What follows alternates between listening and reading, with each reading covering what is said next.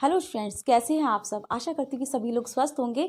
तो आज हम बात करेंगे अलंकार में अर्थालंकार की। शब्द अलंकार इससे पहले वाली वीडियो में पढ़ा हमने और उससे भी पहले वाली वीडियो में हम अलंकार के बारे में पढ़ चुके।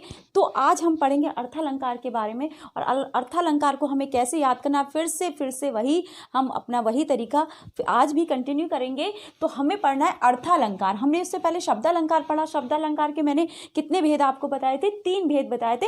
अर्थात मैंने कहा था कि फेस का मेकअप करेंगे तो हमें कम से कम 3 चीज़ें चाहिए, ऐसे मैंने आपको बताया था। तो आई होप कि आपको याद होगा।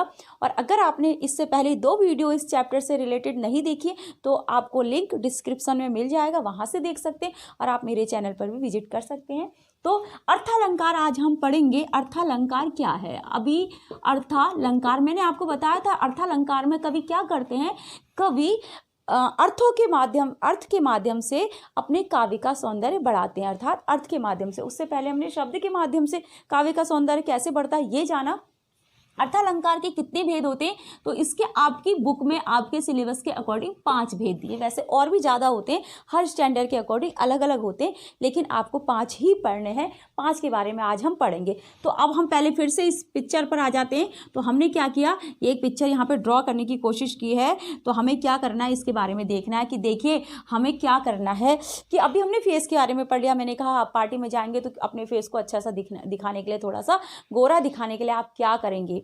तो अब हमें क्या करना है, अब हमें अपनी ड्रेस की बात करनी है। ड्रेस हम कैसे, अब ड्रेस नहीं पहन के जाएंगे अच्छी सी तो भी गड़बड़ हो जाएगा। तो हम क्या करते हैं, एक अच्छी सी ड्रेस देख लेते हैं कि कैसे हमें ड्रेस पहननी है। जो भी है आप समझ लीजिए यहाँ पर, बस मैं तो आपको समझाने के लिए ऐसा कर रही हूँ, ठीक है। अब आपकी क्या करना है, हमें कौन सी ड्रेस पहनी ये देखना है और ड्रेस में हमें क्या क्या पहनना है। अर्थात हमें अर्थालंकार इसके माध्यम से याद करना है स्टूडेंट। तो अर्थालंकार के कितने भेद? 5 भेद। सबसे पहले हम पढ़ते उपमा अलंकार। कौन सा अलंकार? उपमा अलंकार। अब समझ लीजिए आपने एक वस्त्र कोई पहना, आपने उसका नाम हो गया क्या? उपमा अलंकार। उपमा अलंकार को हम कैसे पहचानेंगे? उपमा का अर्थ होता है तुलना करना। यहाँ पर क्या होता है, 2 चीजों की तुलना होती है। क्या होता है इस अलंकार में? 2 चीजों की तुलना होती है। एक वो चीज जो अच्छी है उसकी तुलना हम किससे करते? और भी अच्छी चीज से, ठीक है। यानी कि उपमेय की उपमान से तुलना होती है। यहाँ पर क्या होती है? उपमेय की किससे तुलना होगी? उपमेय की उपमान से। किससे? उपमान। अब देखिए उपमेय और उपमान में बहुत से स्टूडेंट कंफ्यूज हो जाते हैं। उपमेय होता है विशेष्य। क्या होता है? विशेष्य। और उपमान होता है विशेषण। उपमान क्या होता है? विशेषण। अब आप देख सकते हैं उपमान विशेष यानी कि जिसकी तुलना की जाती है। उपमेय क्या हो गया?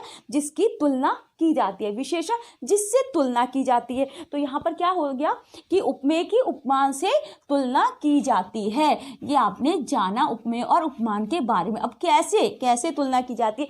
जैसे हमने कहा कि सीता का मुख, हमने क्या देखा लिखा हुआ? सीता का मुख चंद्रमा के समान। किसके समान? चंद्रमा के समान सुंदर है। हमने क्या लिखा हुआ देखा? एक एग्जाम्पल, सुंदर है। तो हमने देखा सीता का मुख चंद्रमा के समान सुंदर है। तो किसके मुख की बात हो रही है? सीता के मुख की बात हो रही है। और इसकी तुलना किससे की गई? चंद्रमा से की गई। किससे की गई? चंद्रमा से की गई। यहाँ पे चंद्रमा से इसकी तुलना कर दी। किसके? सीता बहुत सुंदर है और क्योंकि चंद्रमा को भी बहुत सुंदर माना जाता है तो यहाँ पर क्या कर दी? सीता के मुख की तुलना चंद्रमा से कर दी। सीता उपमेय और चंद्रमा उपमान। क्या कर दी? तुलना कर दी। 2 चीजों को, एक अच्छी चीज थी उसको और अच्छा दिखाने के लिए उससे भी ज्यादा गुणों में जो बढ़ी हुई चीज है उससे हमने उसकी तुलना कर दी।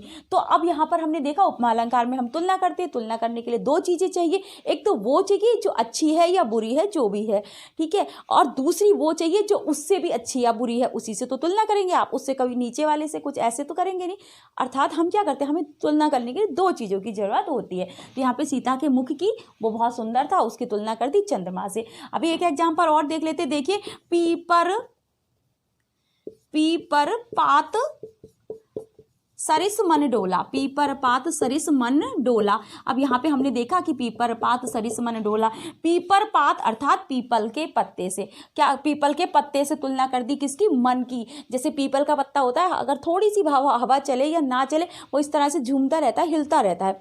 तो इसी तरह से हमारा मन होता है जो हमेशा क्या रहता है, चंचल रहता है, हमेशा डोलता रहता है, अर्थात स्थिर नहीं रह सकता। तो पीपल के पत्ते की तुलना किससे कर दी, मन से कर दी। तो आपने यहाँ पर देखा कि हमने क्या किया, यहाँ पर उपमा अलंकार में हम दो चीज़ों की तुलना करते हैं, अर्थात उपमेय की उपमान से तुलना करते हैं। अब इस उपमा अलंकार में इसके कुछ पहचान के शब्द होते हैं। इसमें देखिए क्या होता है, एक तो उपमेय हो गया, उपमान हो गया, ठीक है। एक इसके सबसे ज़्यादा, इसको आप कैसे उसे देखिए, इसके जो उपमा के अंग होते हैं वो दो होते हैं। इसमें कैसे पढ़ सकते हैं, इसमें क्या क्या होता है, उपमेय होता है, एक बार मैं बता देती हूँ। दूसरा होता है उपमान होता है, और होता है समान धर्म होता है, समान धर्म, और फिर होता है इसमें वाचक शब्द। कौन से शब्द, वाचक शब्द। इन वाचक शब्दों के द्वारा आप क्या कर सकते हैं, जैसे मैंने कहा अभी लिखा था सीता का मुख चंद्रमा के समान है, तो सीता क्या हो गई, यहाँ पर उपमेय हो गई, सीता उपमेय हो गई। सीता का मुख, सॉरी सीता का मुख क्या हो गया, उपमेय हो गया, मुख। और उपमान क्या हो गया, चंद्रमा हो गया, चंद्रमा हुआ। और उसमें समान धर्म क्या हुआ, दोनों ही सुंदर है, दोनों में क्या समानता थी, सुंदर होने की समानता थी, तो क्या हो गया, सुंदर हो गया हमारा समान धर्म। और वाचक शब्द कौन से होते हैं, जो तुलना करते हैं, अर्थात वाचक शब्द ये मेन है। आप कहीं पर भी वाचक शब्द देखकर किसी भी एग्जाम्पल में अगर आप वाचक शब्द देखेंगे और आप फटाक से बता देंगे कि यहाँ पर उपमा अलंकार है। कौन कौन से शब्द होते हैं, देखिए सम, सा, सरिस, समान, सी, इस तरह के वाचक शब्द होते हैं। तरह, बहुत सारे वाचक शब्द होते हैं जिनको देखकर आप पहचान जाएंगे कि यहाँ पर उपमा अलंकार है।